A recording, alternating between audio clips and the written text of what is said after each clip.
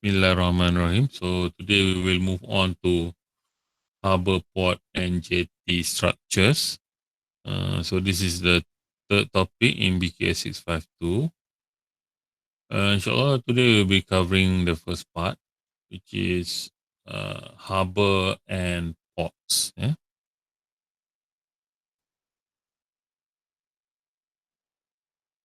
Right. What is a harbour? Okay, harbour, a place on the coast where the ships, boats, and barges can seek shelter from stormy weather. And a port is a location on the coast where it can be used to load and unload cargo. So normally a port will be located inside a harbor. Okay, harbors do not provide as many facilities as ports. Okay, so basically, a harbor is just a place which is protected from the open sea. Okay, where when these marine vessels gets into the harbor, the condition of the waters inside the harbor is not as harsh as the waters in the open sea. Okay? So this is very important to protect the vessels from being damaged, okay, by rough seas, especially when you know nobody is actually using those vessels. Okay, uh, compare that to a port. A port, we are talking about the facility which is inside the harbor. Okay, so a harbor may or may not have a port. Okay, sebab port ni pun macam-macam ports yang ada. Okay, we have ports for goods, trade goods, as well as ports for handling oil or fuel. Okay, so kat situ macam-macam kemudahan lah kan, dari segi gudangnya, dari segi crane-nya. If you're talking about fuel and oil, maybe dari segi storage facilities there. Okay, so depends on what type of harbor what type of ports that we are talking about. Okay, so for example, Putri Harbour and Port Klang. So there's a difference there. Port Klang is a lot more known. Okay, whereas Putri Harbour is more towards leisure facilities, and ports such as Port Klang ataupun pelabuhan Tanjung Pelepas tu semua adalah entry point for trade. Okay, so ni adalah entry point untuk barang-barang yang dari luar negara yang dihantar melalui kapal, okay, dari luar negara untuk masuk ke dalam negara. So obviously they would have macam authorities lah kan, macam pihak custom, polis, okay, pada port ni. Okay.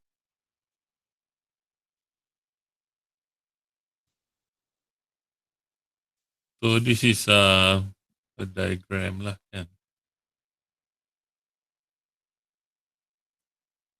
So this is the open. Not sure if you can see this. Okay, this is the open sea, and then we have some sort of a protection. Yang ni tak sure, mungkin dia guna concrete. But if we check back with our previous lecture, So this protection wall can be also made from peeling materials or from dredging work. So even when the open sea here is experiencing tremendous amount of violent waves, tapi oleh kerana bukaan untuk masuk ke dalam kawasan ni adalah kecil. So hanya sebahagian kecil saja daripada ombak tersebut boleh masuk ke dalam kawasan Harbour ni. So the severity of the waves is not as severe as the waves outside. Okay. And then kita banyak ada kemudahan sini lah kan. Kita ada breakwater, kita ada jetty kat sini. Okay. Boat harbour. Ini semua mungkin kemudahan-kemudahan yang terdapat pada harbour. Okay. Whereas if we move on, we can see anchorage area, turning basin for large ships, as well as the port facilities to support trade and commerce. So what is a harbour? It's a place where ships, boats, and barges can seek shelter through stormy weather or else are stopped for future use. Okay. So it's a place where you can basically park your boat lah, if you have a boat. Okay. We are not talking about fishing vessel. We are talking about this type of leisure boats.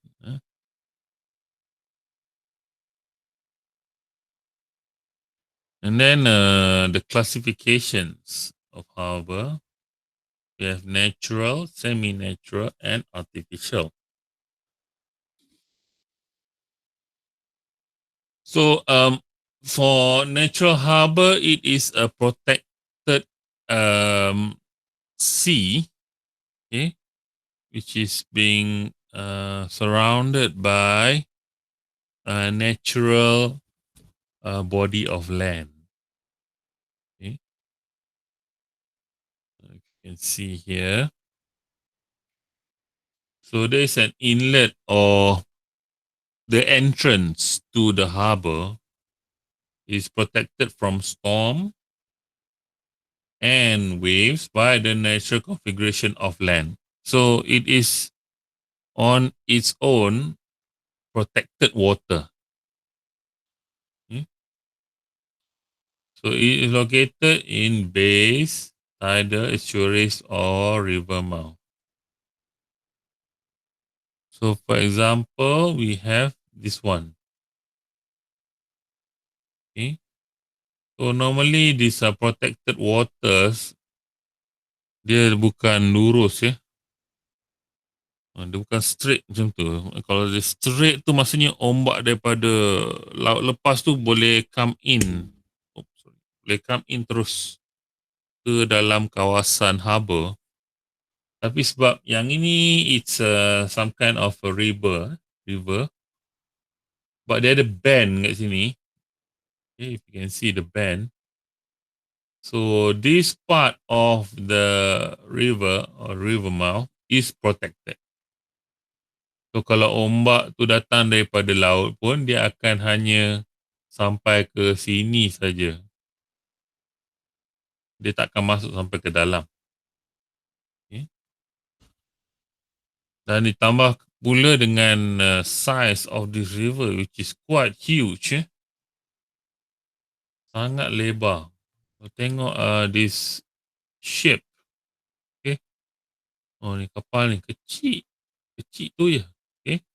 So makes it a good area for harbour which will protect these marine vessels.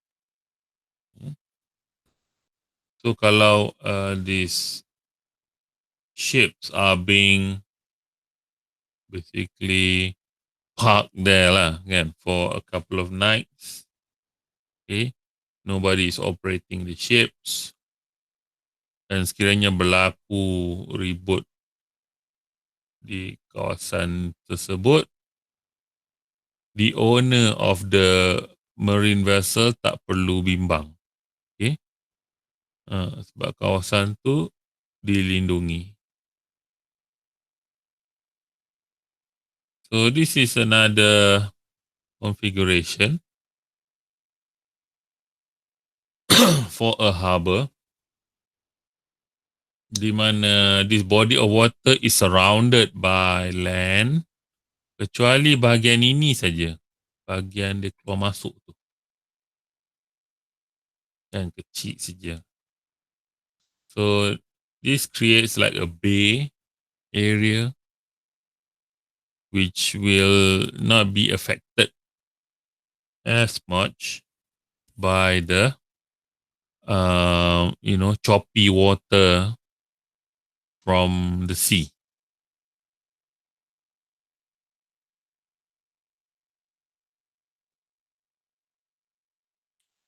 Okay, another example. Okay, this one is a river. The importance of this harbour cannot be stressed enough, especially for ships which are docked kat sini pada jetty kan. So this is more like what you call oil and fuel port facilities. Kalau kita tengok tu banyak tangki-tangki untuk menyimpan minyak. So when these oil and fuel products are being loaded or off or unloaded from the ships, okay, those ships perlu berlabuh pada kawasan yang mempunyai air yang tenang, kan? So we cannot have ships docking there, unloading its fuel or hydrocarbon cargo, sedangkan kapal tu bergoyang-goyang all over the place, can make the operation very dangerous. Okay, bukan setakat fuel and oil saja, even cargo, di mana kena ada crane nak angkat all those cargo containers dan sebagainya, requires kawasan harbour yang punyai air yang tenang dan juga dalam. Okay.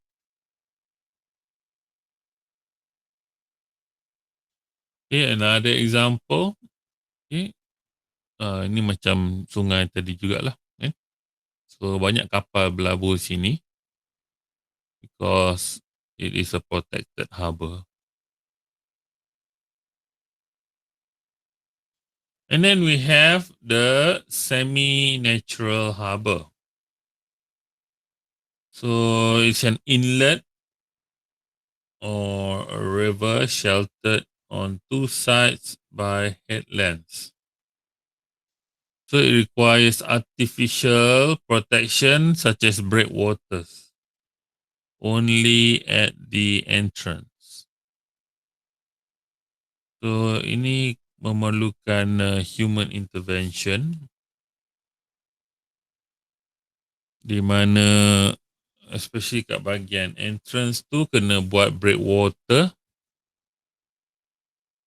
to stop the ocean wave from coming into the harbour.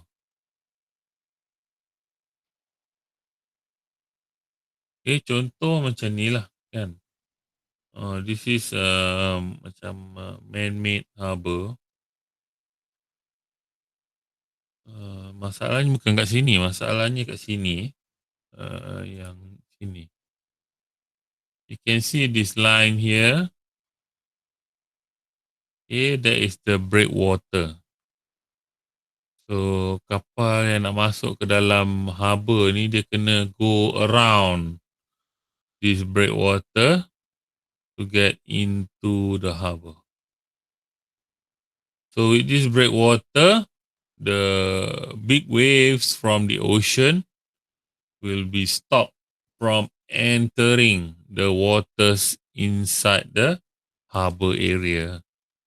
So kita bina some sort of penghalang untuk menghalang ombak tu daripada masuk terus ke dalam kawasan kita berlabuh ni. Okay? Kalau tak habis lingkup bot-bot ke sini Satu bot tak berapa juta. Okay? US dollar lah kan. Kat Malaysia paling dekat pun apa yang kita ada di Langkawi itulah kan.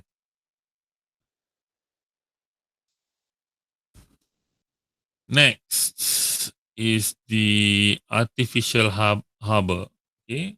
Macam harbour ni dia utilize macam separuh-separuh. Yang ini mungkin this body of water memang dah ada kat situ. So dia just utilize saja. Cuma bahagian entrance ni kena ada artificial punya barrier lah kan. Kalau artificial harbour dia memang 100% man-made. Okay. So it's one protected from the effects of waves by breakwater and dredging works. So ni memerlukan campur tangan manusia lah kan to create such harbour. Mungkin kawasan tu tidak mempunyai water features yang sesuai dijadikan harbour. So contoh dia macam ni lah kan. So you can see that this is totally man-made. Maksudnya dia punya harbour ni basically kat pantai kot. Okay. Yeah. So what they did is just they build breakwater daripada kawasan darat sampailah ke laut ke kawasan entrance ni.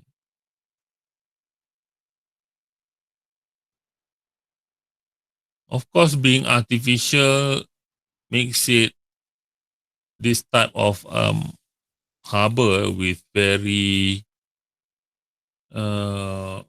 long breakwaters. Cost dia akan menjadi sangat tinggi. Nak dibandingkan dengan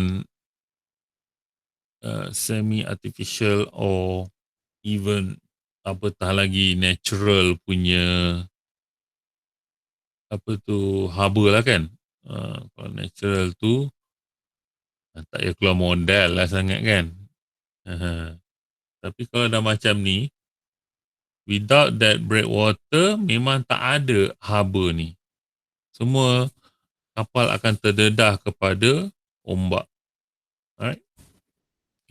So dia akan menjadi mahal lah. Sangat mahal untuk membina dia. Yang ini dia menggunakan rock fill lah kan. Rasanya macam rock fill to create the breakwater. Right? Itu yang nampak macam nipis itu. Kan? Nipis-nipis pun orang boleh pandu atas breakwater ni. Okay, tengok jalan dia. Okay. People can drive. Yang ini dia menggunakan sand fill. Okay. So dia menggunakan sand fill ataupun earth fill lah. Dia menggunakan pasir basically. Walaupun dia guna pasir, maksudnya bahagian core tu masih ada lah batu-batu sikit, gravel. Cuma yang bahagian last sekali tu pasir. Right, this type of artificial harbour, okay, requires a lot of space. Okay, sebab kita menggunakan sand kan. Kita tak boleh bina sand tu terlalu tinggi because it has a low load bearing capacity compared to macam rock fill tadi tu. Okay, kita boleh buat dia nipis dan kita boleh tinggikan sikit. Right. So ini menggunakan sand. So most likely dia dapatkan material tu from that particular area.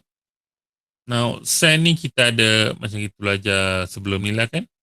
We have the option of either using machines untuk create it ataupun menggunakan pump. Okay. Kita boleh pump kat kawasan tu dengan a mix of sand and water to create this type of breakwaters.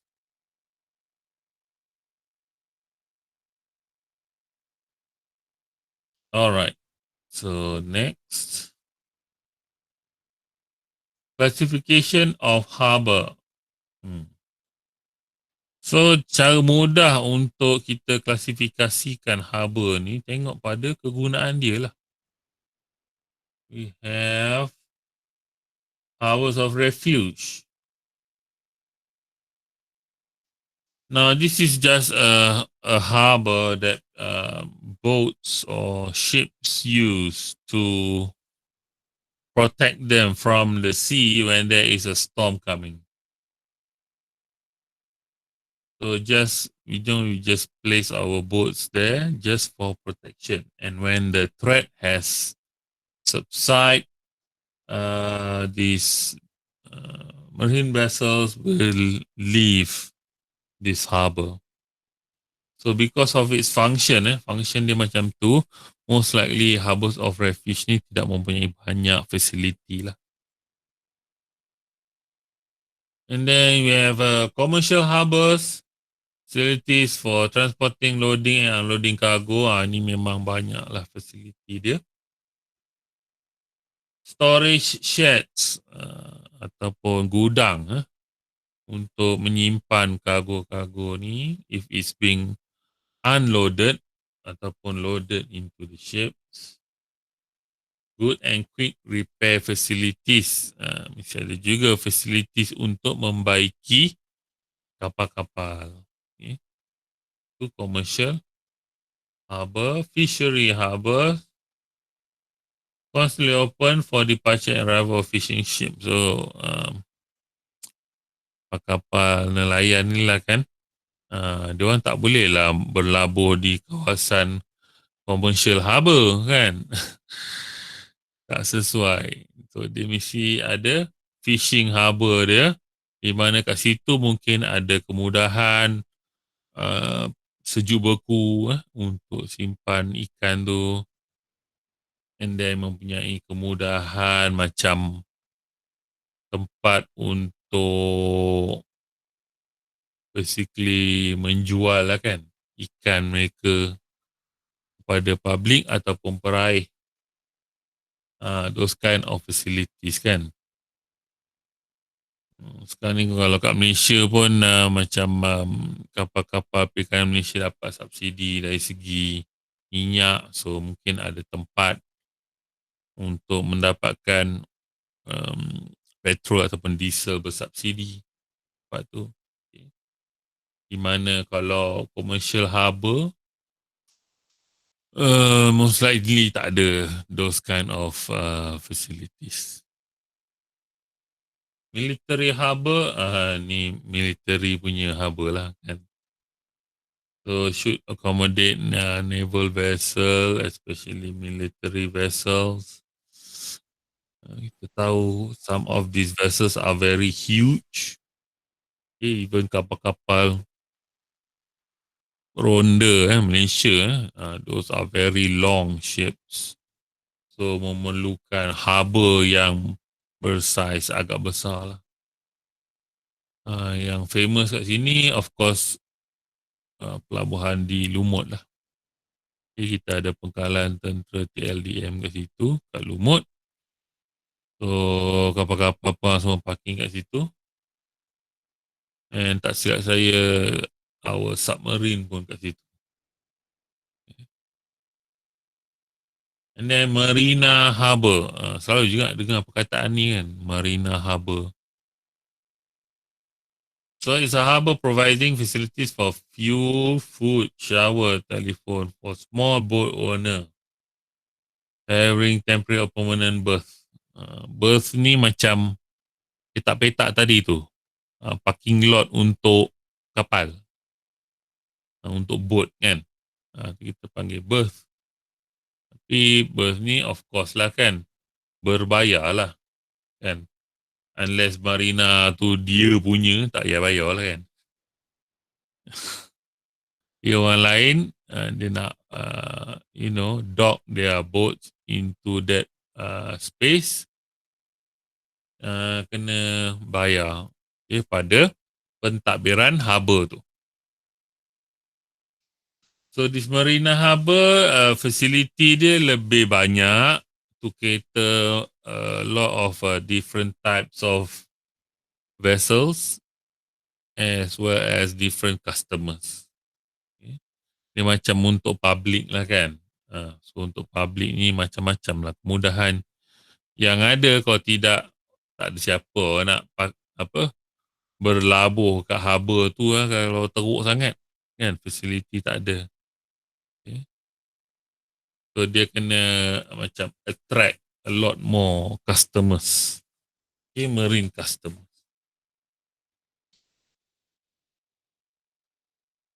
So another example lah.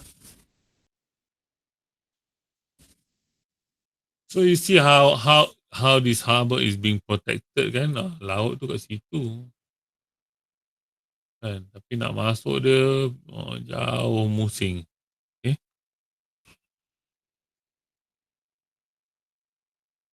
Alright. So enough about harbour. Now we are talking about the port. So it's a facility at the edge of ocean, river or lake. Okay. A place for receiving ships and transferring cargo and persons to land. So ni adalah tempat persinggahan sementara untuk kargo-kargo, sama ada kargo yang nak dibawa masuk ataupun dibawa keluar. So satu tempat letak kargo. Okay. Kedua ialah macam dia mempunyai kemudahan untuk mengendali kargo ni onto or off the ships. So banyak kemudahan tu. Okay. So obviously they would have like these very huge cranes. Okay. To load or unload cargoes from ships. The main function of what to provide interface between two modes of transportation, which are the maritime and domestic transportation. So kalau macam kargo tu sebelum ni berada di atas lori kan, dia macam dialihkan ataupun digerakkan menggunakan lori. Tapi nak transfer those shipping containers daripada lori nak letak ke atas kapal, kita memerlukan crane. Dan crane pada these type of ports are being designed specifically untuk mengendalikan this standard size punya shipping containers. Okay. Maksudnya kalau you pernah tengok macam dokumentari tu,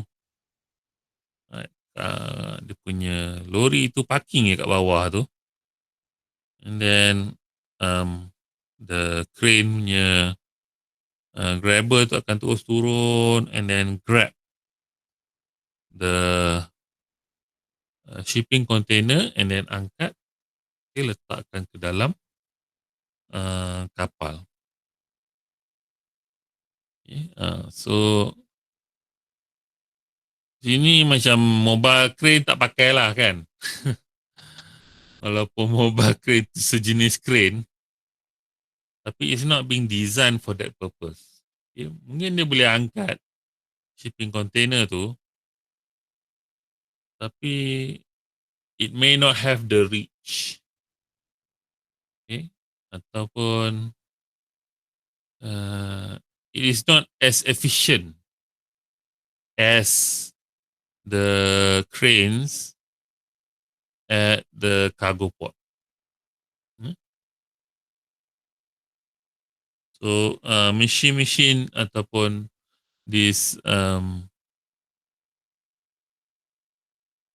facilities yang ada pada port ni memang dia didesign khas untuk kegunaan port tu.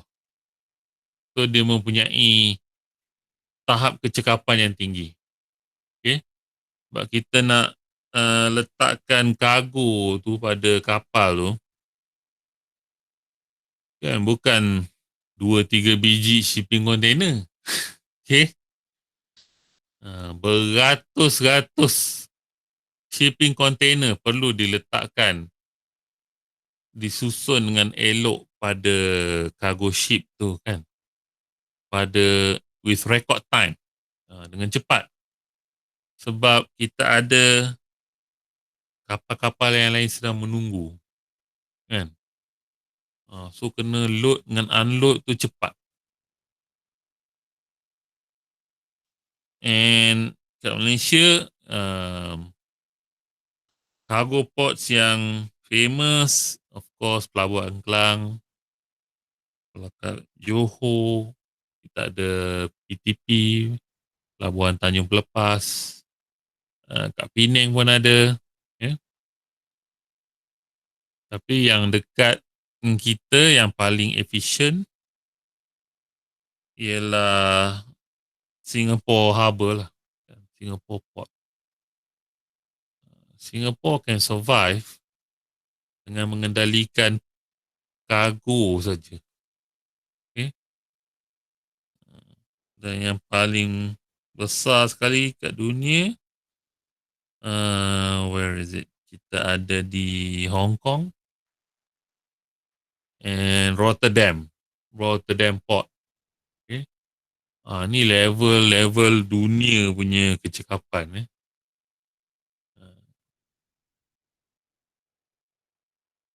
So the transportation of cargo internationally or domestically by means of maritime transportation requires efficient services and facilities of a port. So port tu kena betul-betul cekap lah. Kalau tidak, kapal-kapal ni akan kerugian masa. Barang pun lambat hantar, lambat sampai kan. Dah lah kapal tu tak laju kan. You nak load, unload pun lambat. So letih lah. So dia kena cepat.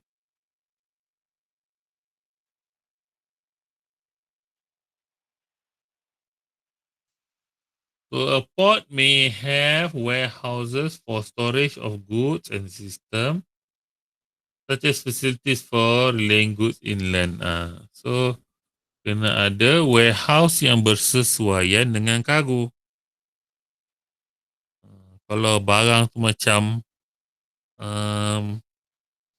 barang yang mudah rosak kan, buah-buahan, makanan dan sebagainya, so dia perlukan gudang yang khas.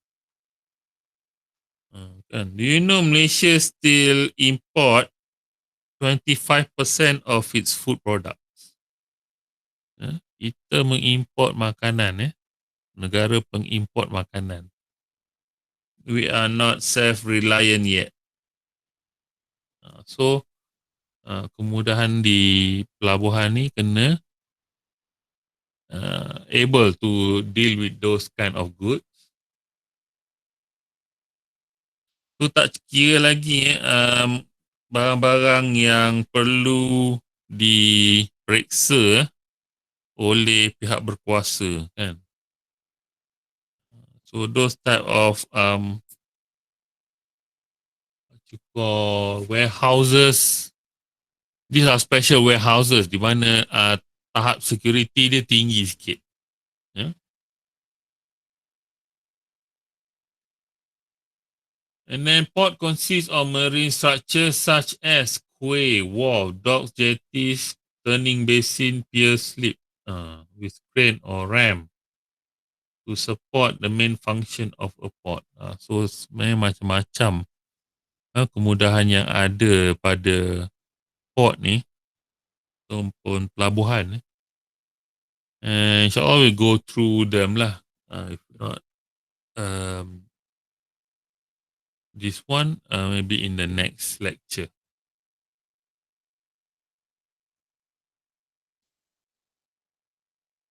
Okay, contoh lagi. Okay, port facility. Port ni hebat. Okay, dia ada apa tu? Rail kereta api. You see? So, dia punya kontena tu datang bukan melalui lori saja. Kan, dia datang. Sekali datang tu tak berapa ratus, berapa puluh, berapa ratus kontena sekali datang. Dan kalau tengok dia punya crane pun banyak. Penting sebab kita nak load dengan unload cepat. So kalau setakat satu crane tu work bila nak siap. Dia kena ada banyak crane.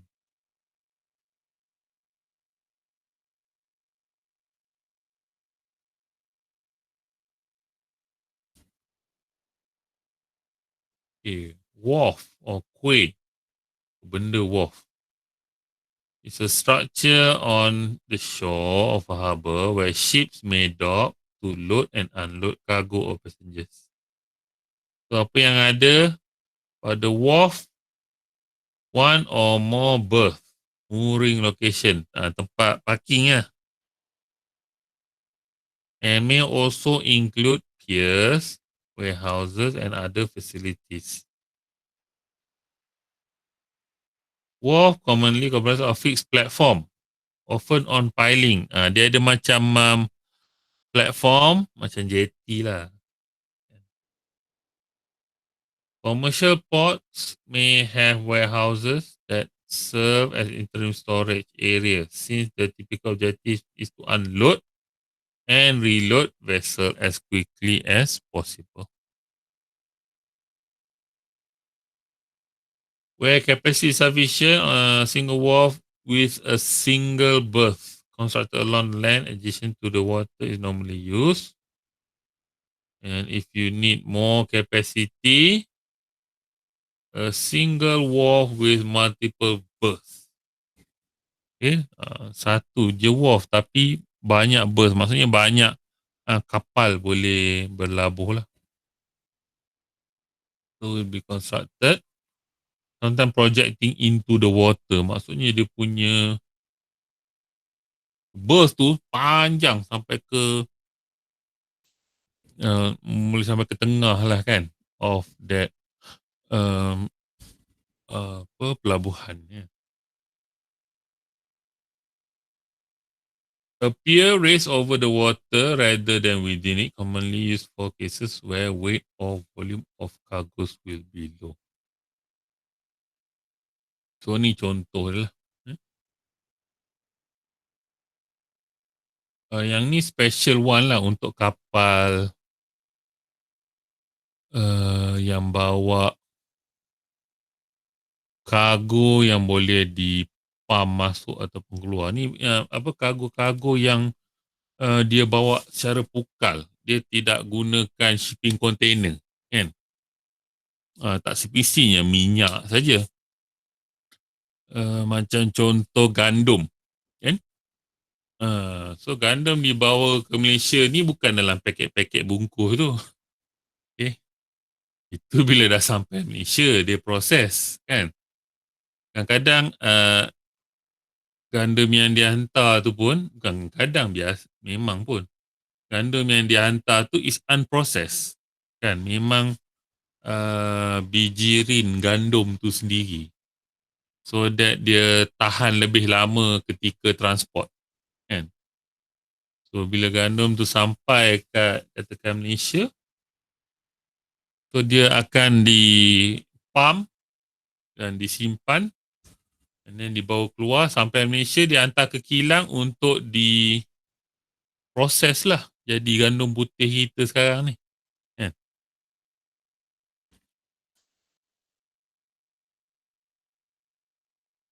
Right, wharf. Smaller and more modern wharves are sometimes built with flotation device. Kalau tadi tu dia cakap guna piling, kan? Kalau dia nak wharf tu yang bersaiz kecil ataupun sederhana, boleh buat wharf tu jenis yang boleh yang terapung. So bagus dia, wharf ni akan sentiasa sama level dengan kapal yang berlabuh. Everyday Parliament, the term quay is common in UK, Canada, Australia, Commonwealth and the Republic Island, where the term wharf is US. So benda yang sama je.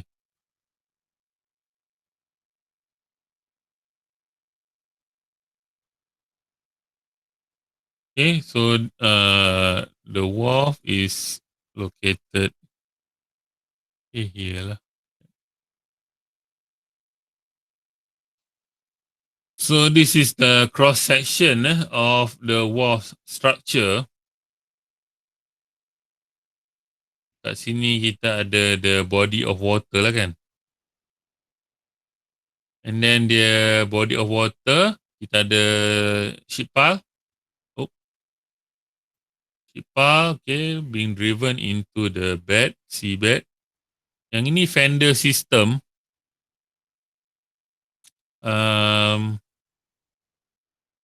Untuk menahan kapal, kan.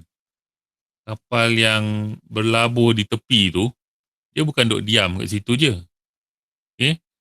Sebab ombak dan sebagainya, dia akan kadang-kadang ditolak, okay, to the fender of the wharf. Okay. Sebab tu fender system ni biasanya dia ada macam sistem untuk menyerap, okay, bukan kata hentaman, maksudnya menyerap pressure yang kapal tu kenakan pada dinding wharf. Biasanya daripada getah lah.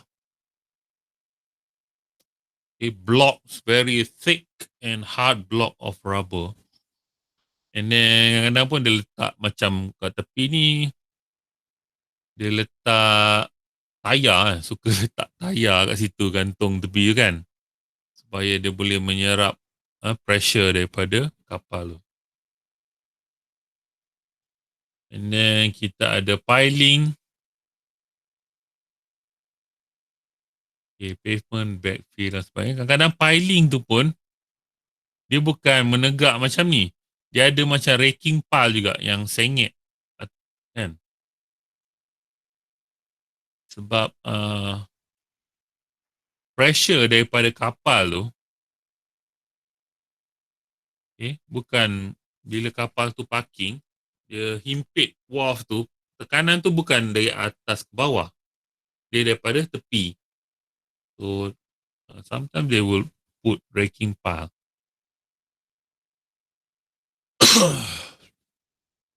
So this is another design of wharf. So lebih kurang aja. Yang ini dia guna konkrit kan, tadi guna sheet pile. Fender system dia pun nampak lagi elaborate, lagi canggih lah. Kan, untuk maybe handle kapal yang berskala lebih besar. Yeah? Yang ini backfill, guna tanah. Okay. That is another design. Precast L-shape. Okay, L-shape concrete. Okay. Dan yang ini precast concrete block. Susun-susun. Jarang. Yang ini uh, yang ini dia cover everything ya. Bahagian bawah ni semua ada earth fill, ada concrete. Yang ini bahagian bawah dia terdedah. Kan macam maksudnya air lah kan, ada air lah bawah ni. So still can do as long as dia ada piling lah kan sampai ke bawah. Open face wharf, wide high level open face wharf. Pun ada. So banyak design lah untuk wharf ni. Depending on what type of vessel ataupun ship yang dia expect untuk berlabur di wharf tersebut. Okay.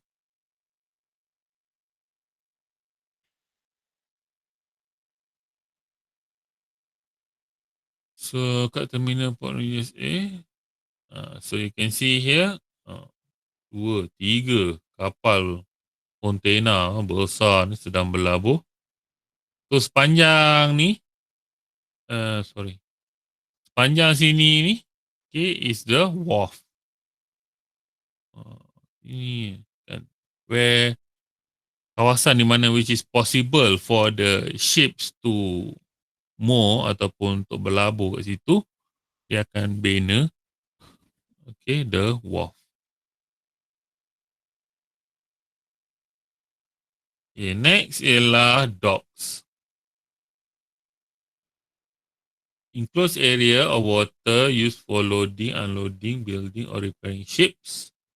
Such dock may be created by building enclosing harbour walls, okay, or by excavation.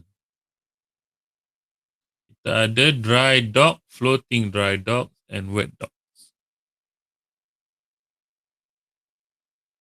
Okay, dry docks. Macam mana rupanya dry dock ni kalau kita tengok adalah faham sikit kan. Ni contoh dry dock. Ya? Maksudnya dia bukan sentiasa dry. No. Maksudnya masa kapal tu nak masuk, kawasan ni penuh dengan air.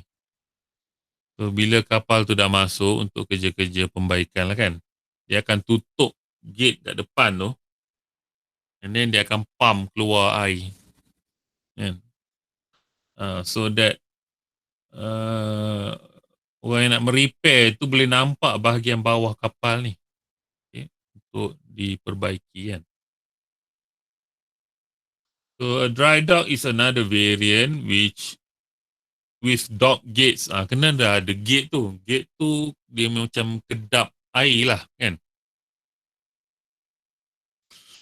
And then when they close the gate, they will empty the water from the dry docks to allow investigation and maintenance of underwater parts of ships kan. Kalau tidak, macam mana kita nak repair bahagian bawah kapal ni kan, sebab dia bawah aras air.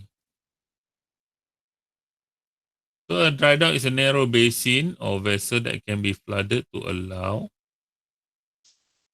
a load to be floated in and then drained to allow the load to come at rest. Dry dock used for construction, maintenance, repair of ship, boat and other watercraft. So bukan setakat untuk repair kapal je. Some of the dry dock are being used untuk create concrete sections untuk tunnel. Dia nak buat tunnel kawasan tu daripada konkrit. So dia perlukan kawasan untuk membina tunnel tu. So, bila dia dah bina section lah kan, section of tunnel tu, and then dia tutup dua-dua bahagian tunnel yang lubang tu, and then bila dia floodkan balik dry dock tu, that section of tunnel tu akan terangkat. Dia macam terapung. Kan, sebab dia konkret kan. And then dua-dua face dia kita dah tutup, dah seal. So, dia naik lah. So, mudah untuk digerakkan. Okay. So, banyak guna dry dock ni. So, a good port akan mempunyai kemudahan dry dock ni ya, untuk kapal-kapal buat repair. No, even submarine.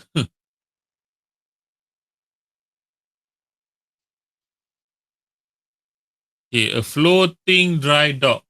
Kalau tu dry dock, biasanya on land lah kan. And then we have a floating dry dock. Rupa dia macam ni. Okay. So this dry dock, dalam keadaan asal dia berada di bawah aras air. Kan?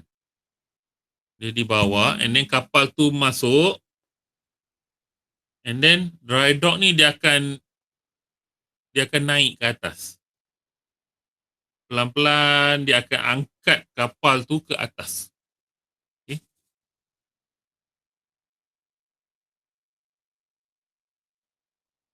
So basically it's a type of pontoon. Okay, pontoon yang sangat besar lah. Dia macam barge tau.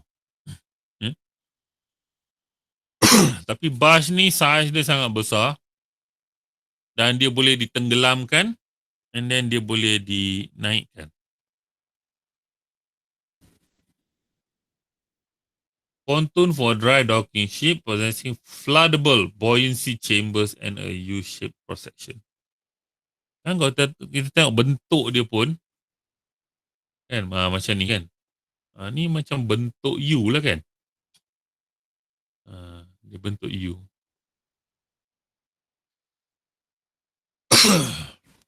And then dalam dia tu, ada ruang kosong Maksudnya ruang ni kita boleh isikan dengan air, and then dia punya dry dock tu tenggelam lah. And then kita keluarkan air tu, dry dock tu akan naik balik. Okay, akan terapung. So the wall I used to give the dry dock stability when the floor or deck is below the surface water. Bila buka valve, chamber will fill with water, causing the dry dock to float lower. The deck becomes submerged and allow ship to be moved into position. And then kita pump keluar air. So the dry dock akan naik ke atas sekali dengan dia punya load. Load tu apa? Kapal tu lah kan. Dia akan naik sekali.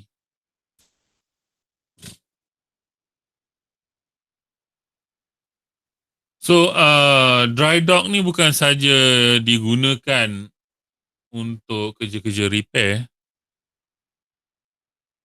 Di mana dia satu port tu tak ada dedicated dry dock. So kita boleh gunakan floating dry dock. There are also vessels yang functions macam dry dock ni, floating dry dock, di mana dia digunakan untuk mengangkat kapal-kapal yang mengalami kerosakan. Kan? Macam kapal perang kan, dia kena mine ke, dia tak boleh nak belayar lagi jauh. So dia panggil lah kapal floating dry dock ni. So dia akan pergi bawah kapal yang rosak tu, and then dia akan naik. Macam tow truck lah kan. Tow truck kereta. Tow truck kereta kita naik atas lori. Ini naik atas floating dry dock. Tapi dry dock ni yang original dia tak bergerak lah kan. Tapi yang bentuk vessel, bentuk kapal tu dia boleh travel.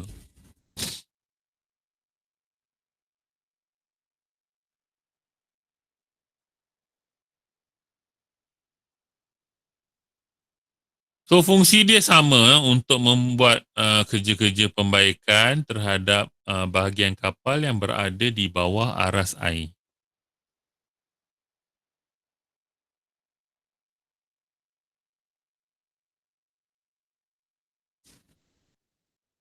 Okay, so this is like a smaller vessel.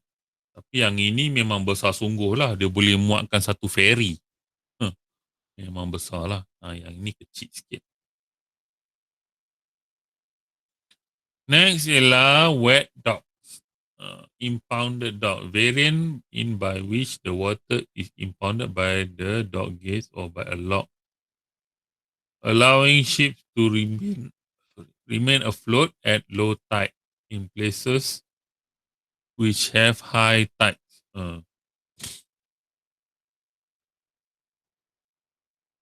So this dock is able to maintain aras air yang ada dalam wet dock tu. Tak kira air yang di luar wet dock tu naik ke turun ke, okay, doesn't matter. Okay. Aras air yang berada, ni contoh aras air yang berada di dalam ni kekal. Okay. Yang kat luar ni lantak pi dia. Okay. So that's the wet dock lah. Level of water in the dock is maintained despite of the raising and lowering of tide, makes the transfer of cargo easier. Works like a lock with control of water level. So bila kapal ni aras air tu tak naik turun, proses of loading and unloading boleh dibuat dengan cepat.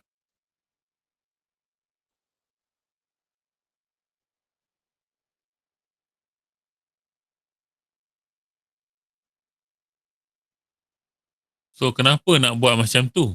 Kan? Semua sebab kita nak mempercepatkan proses pemindahan kargo. Kan? So kalau seperti kita tahu kan, proses nak load and unload kargo ni makan masa. Kan? Bukan seketul dua, beribu-ribu kan. So kalau kapal tu asyik naik, turun mengikut air pasang, air surut kan.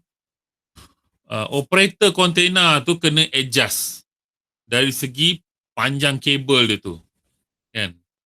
Dia kena adjust mengikut air pasang surut. So benda tu akan mempengaruhi load time ataupun unload time untuk this cargo. Sebenarnya tak ada masalah besar sangat kan, tapi sebab sekarang pun crane ni dilengkapi dengan sensor kan, tapi ni cerita dulu-dulu lah kan. So dengan adanya wet docks ni, kita boleh mengendalikan kargo tu dengan lebih cepat. Right?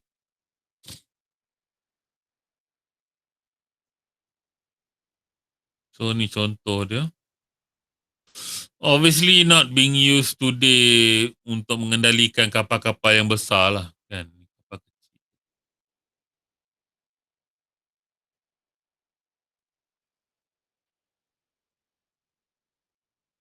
Alright.